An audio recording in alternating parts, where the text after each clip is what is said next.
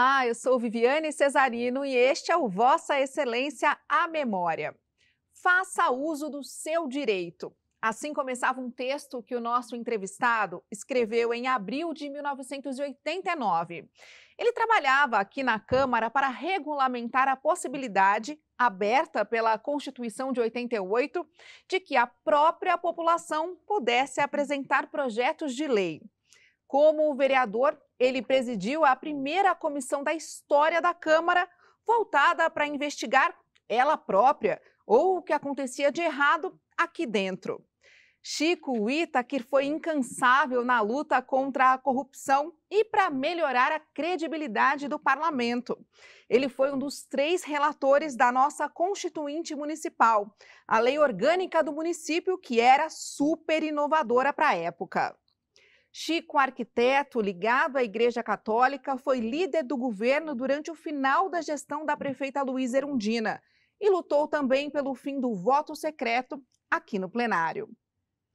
É uma grande honra receber o senhor aqui. Muito obrigada pela presença do alto dos seus 90 anos, gente. Muito bem, eu que agradeço a oportunidade de fazer um esforço de memória, já lá vão quase 30 anos, mas acabarei lembrando.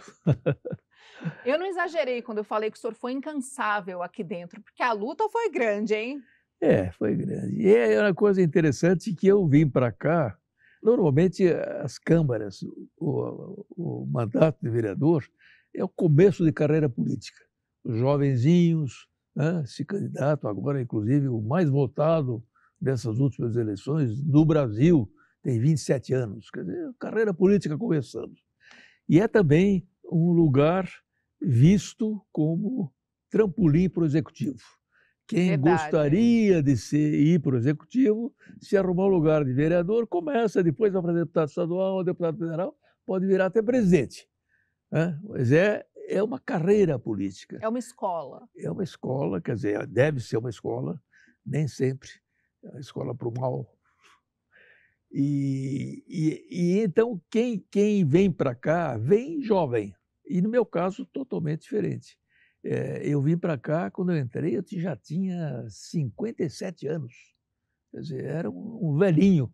Na minha bancada, Era experiente. eu era quase um vovozinho da turma, né? Então, para mim foi uma enorme surpresa, porque eu tinha um conhecimento teórico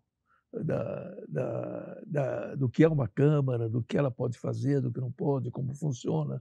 E não, eu entrei dentro dela e comecei a ver por dentro, não só o coração dela, mas também os intestinos dela. Então, comecei a ver muita coisa. E nesse processo é que eu fui descobrindo. Agora, eu já entrei por causa da Constituinte, que eu participei na Constituinte, não como constituinte, como deputado federal, mas como cidadão, que nós criamos durante a Constituinte um enorme movimento. Você falou em Igreja Católica, a Igreja ajudou muito nas comunidades eclesiais de base, etc.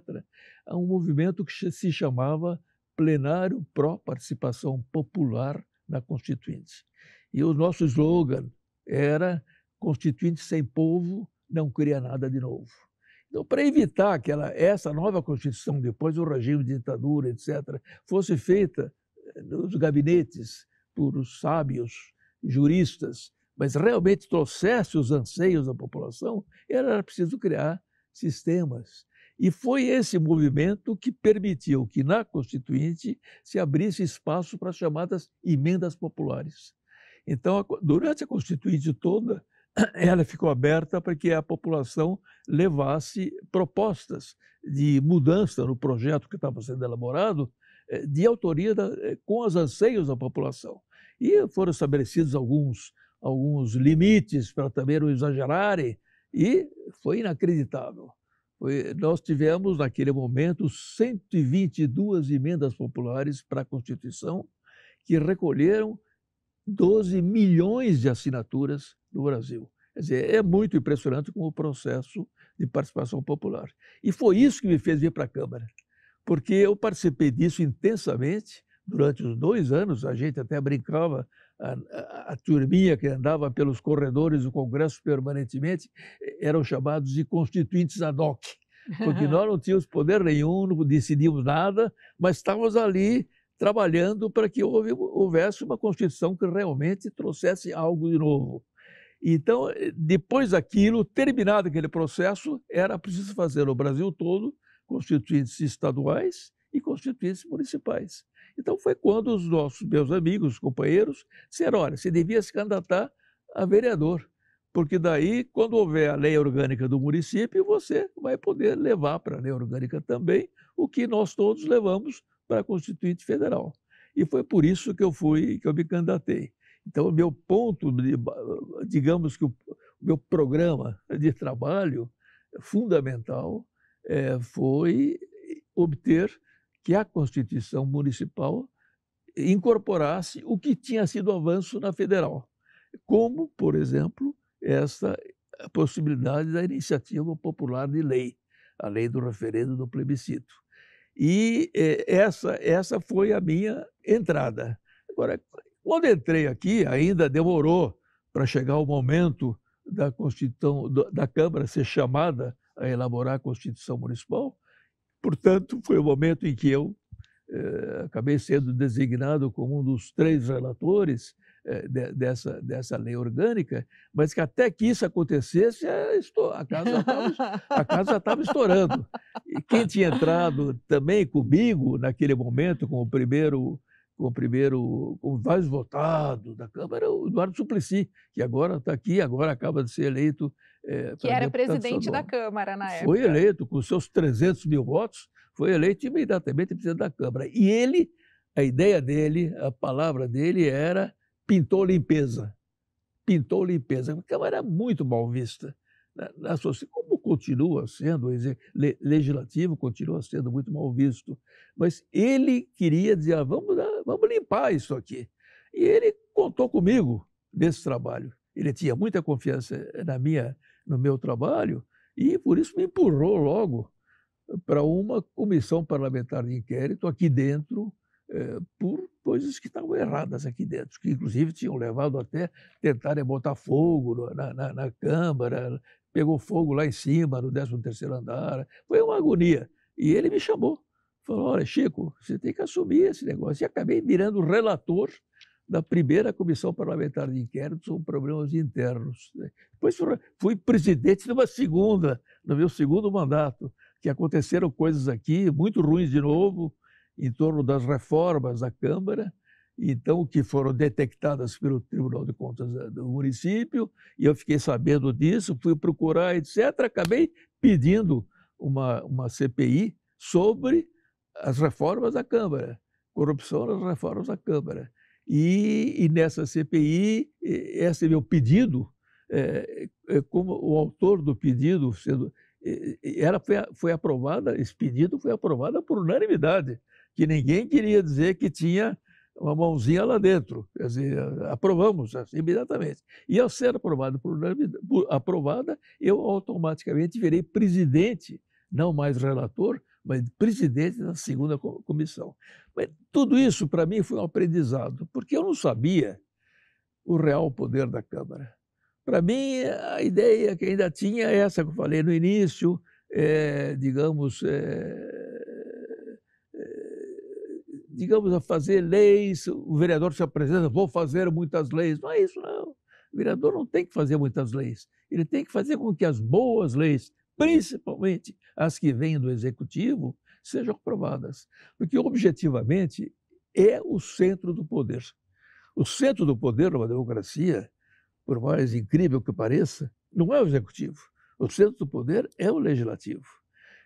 As eleições centram na pessoa do presidente da República, na pessoa do governador, e nem se fala nas votações para o Legislativo. No entanto, é o centro do poder também. Por quê? Porque a democracia é o governo do povo. Democracia é o governo do povo.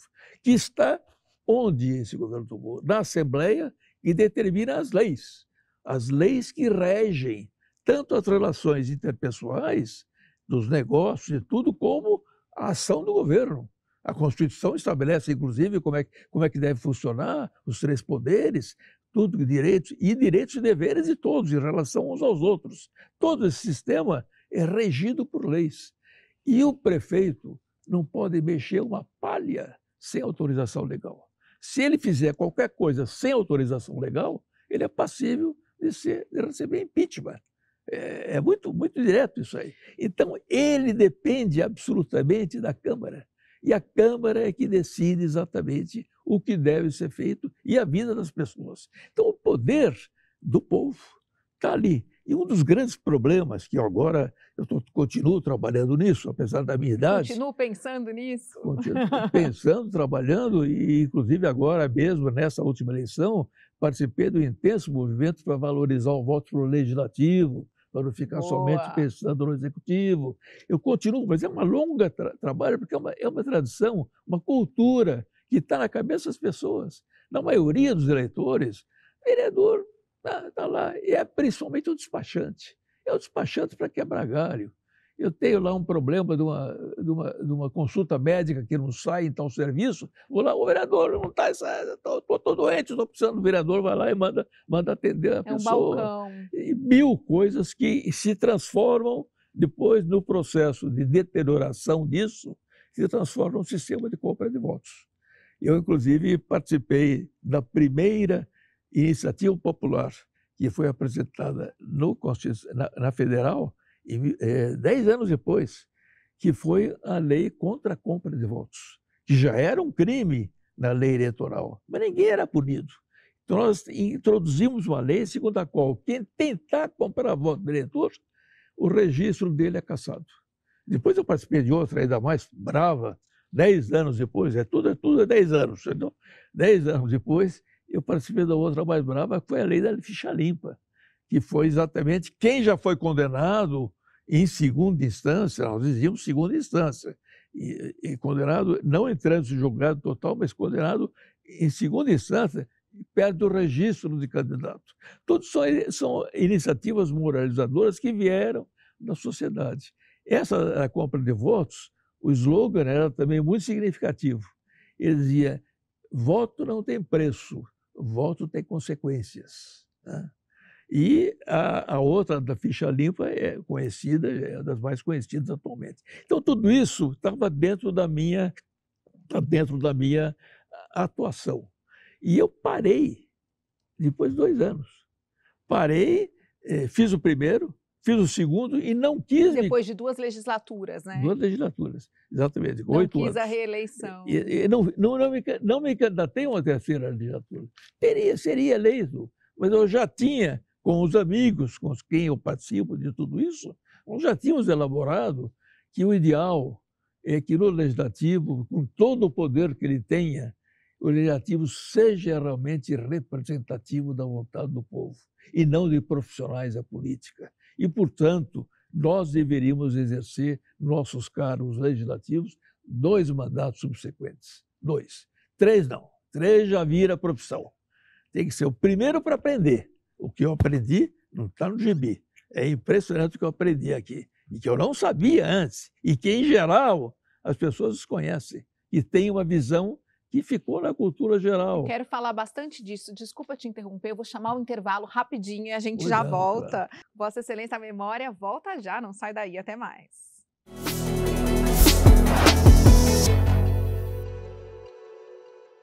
Toda quinta-feira eu, Viviane Cesarino, os ex-vereadores e vocês temos um encontro marcado às 14 horas. Aponte seu celular para o QR Code e inscreva-se para receber a nossa newsletter. Rede Câmara, sua conexão com a política da cidade.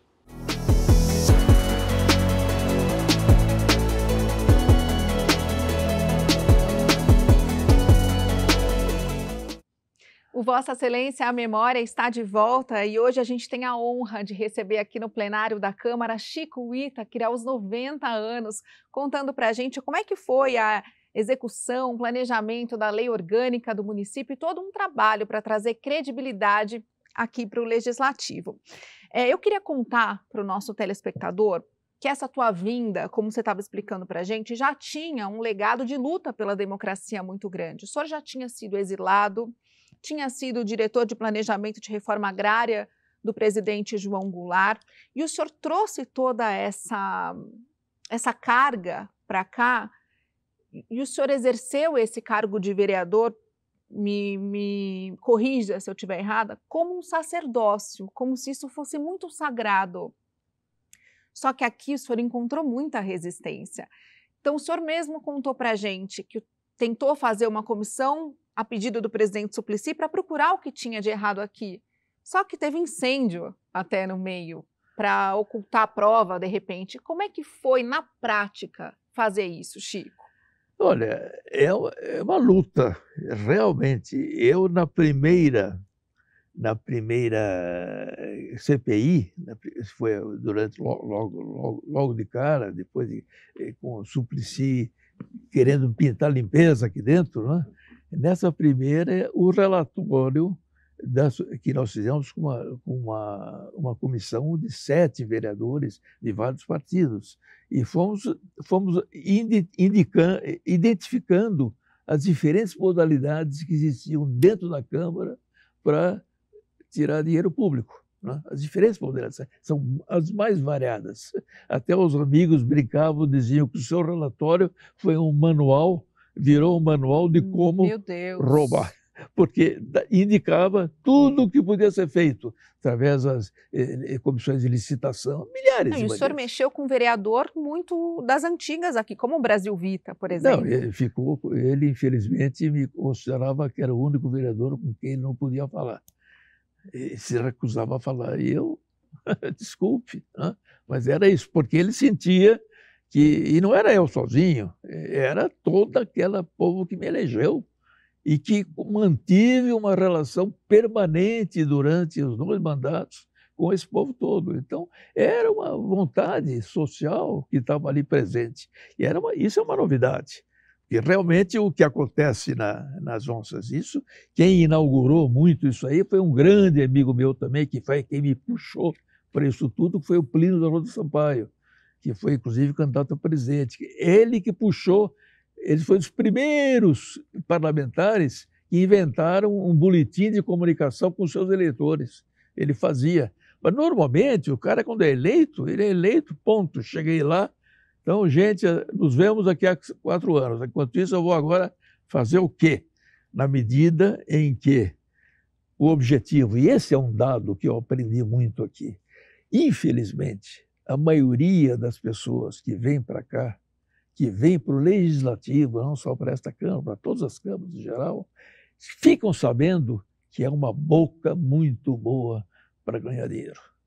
Então, vem para cá com esse objetivo.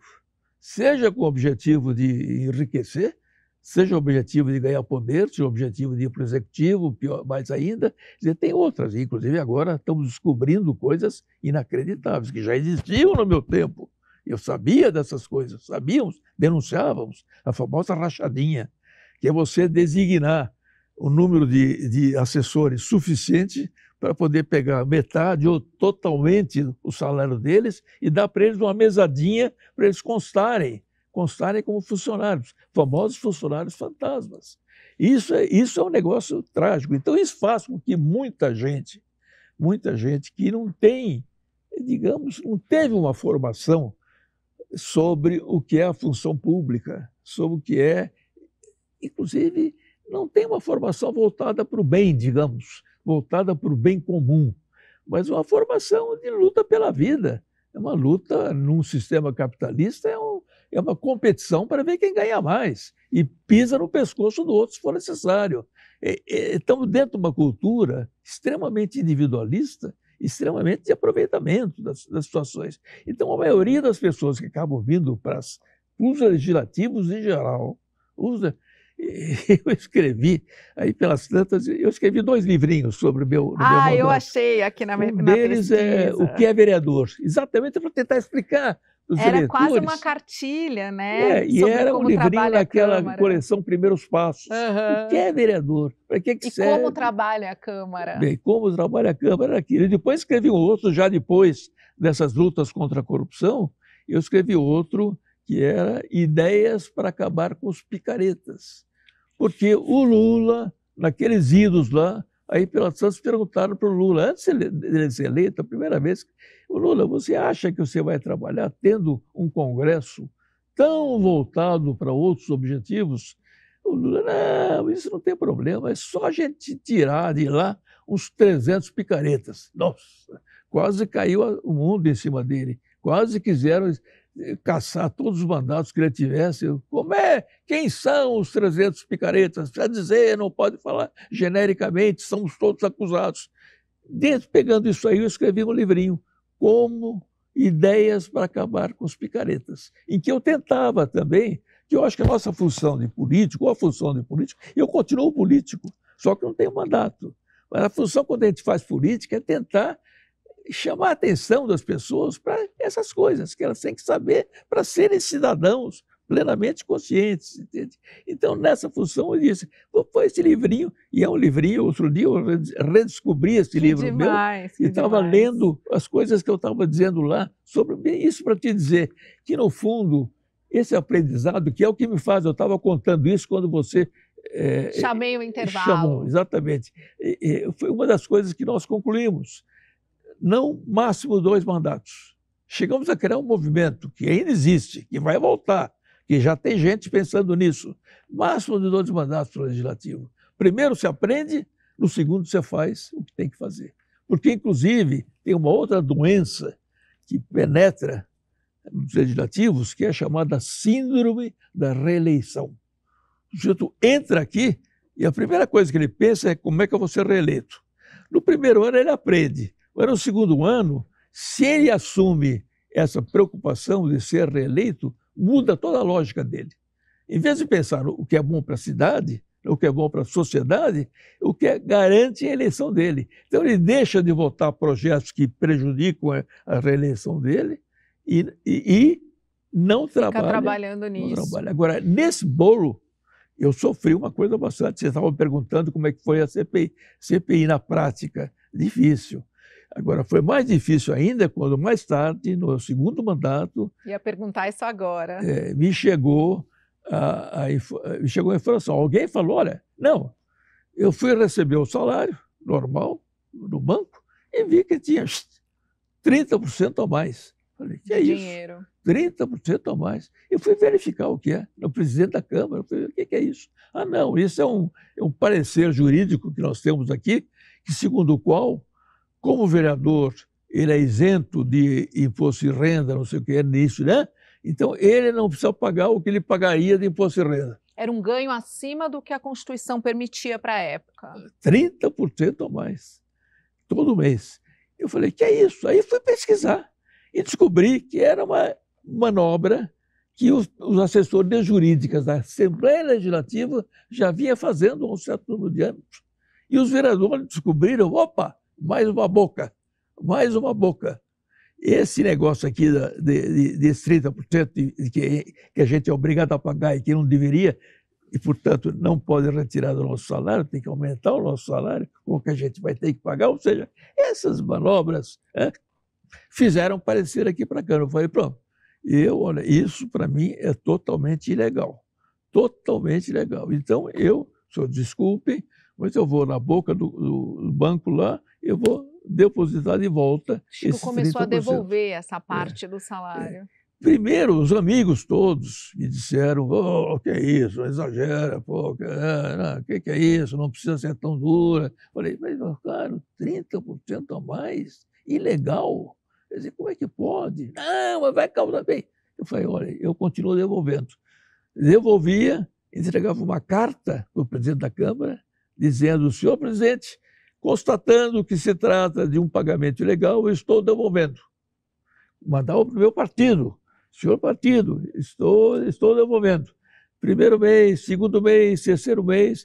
Tem uma lógica nesses sistemas aí, e quem não se aproveita é bobo. Quem não se aproveita é bobo. Então, eu já estava começando a ganhar uma fama de boboca.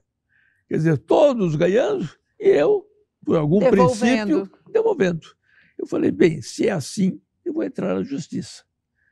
Então, em vez de mandar uma carta para o presidente da Câmara dizendo eu não vou, que eu entregava no gabinete dele, eu peguei, essa carta e mandei um oficial de justiça entregar para o presidente da Câmara. Automaticamente os jornais saíram. Aí o escândalo aconteceu. Obviamente, eu angariei muitas amizades. Fiquei totalmente isolado. Sozinho. Totalmente isolado aqui dentro da Câmara. Porque fiquei uma espécie de... Até pelos aliados do PT, até pelos colegas? Totalmente isolado. Passei um período muito duro aqui dentro. E os amigos meus diziam, não precisava exagerar. Era isso. Acontece que isso aí, houve um grupo de cidadãos que me acompanhavam que disseram, não dá para o Chico pagar isso sozinho. Nós vamos entrar na justiça com uma denúncia. Denunciaram e aí começou o processo do outro lado. Imagine você quanto tempo, quando isso chegou no STF, de recurso, 17 anos depois. Eu estava, inclusive, numa viagem fora do Brasil, trabalhos que eu me engajei depois, como Fórum Social Mundial, que foi uma coisa que eu entrei muito depois.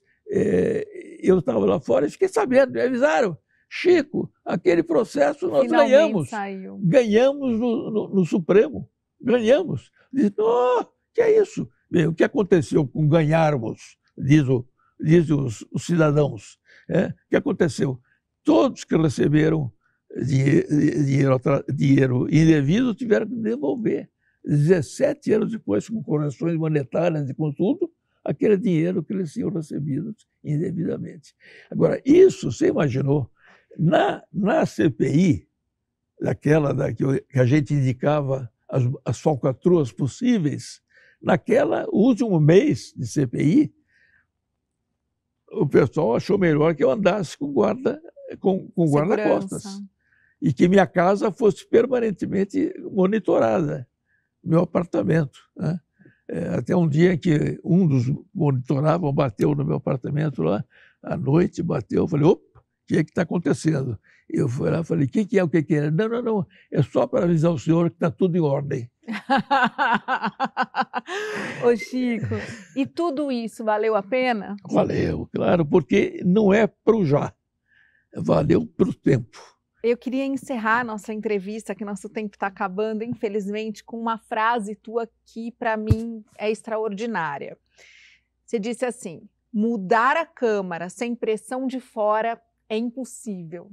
Exatamente. Mas eu completo essa frase com uma outra que eu usei muito na minha segunda candidatura. Eu dizia, há muito mais gente no mundo querendo mudar as coisas do que a gente imagina.